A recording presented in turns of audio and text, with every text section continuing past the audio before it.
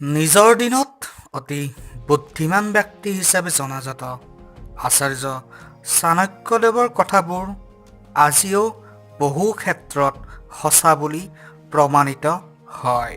Friends, আপুনি যদি জীৱনত বহুত ঠগ প্ৰবঞ্চনাৰ বলি হৈছে, আপোনাক যদি প্ৰায়ে বহুতে নিজৰ স্বাৰ্থৰ কাৰণে ব্যৱহাৰ কৰে, তেতিয়াহ'লে আচাৰ্য চাণক্যদেৱে কৈ যোৱা এই কথাকেইটা সদায় মনত ৰাখিব।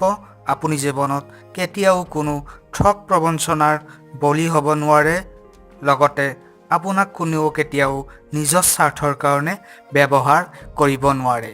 আচাৰ্য চাণক্যদেৱে কৈছিলে যে নিম গছৰ দৰে অধিক তিতাও হ'ব নালাগে আৰু গুড়ৰ দৰে অধিক মিঠাও হ'ব নালাগে।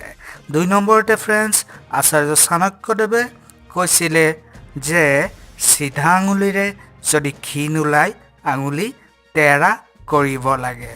তো ফ্ৰেণ্ডছ, ৩ নম্বৰতে ক'ম আচাৰ্য চাণক্যদেৱে কি কৈছিলে।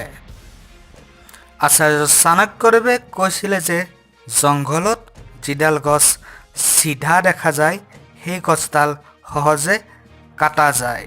তো ফ্ৰেণ্ডছ, এই 3টা কথা সদায় মনত ৰাখিব, আপোনাক জীৱনত কোনেও ঠগিব নোৱাৰিব। ভিডিঅ'টো ভাল লাগিলে লাইক, কমেণ্ট, শ্বেয়াৰ কৰিব, লগতে আমাৰ চেনেলটো ছাবস্ক্ৰাইব কৰিব নাপাহৰিব, লগতে কাষত থকা ঘণ্টাৰ আইকনটো বজাই দিব, যাতে আমাৰ নতুন নতুন ভিডিঅ'ৰ ন'টিফিকেশ্যন আপুনি সোনকালে লাভ কৰে। Thank you very much.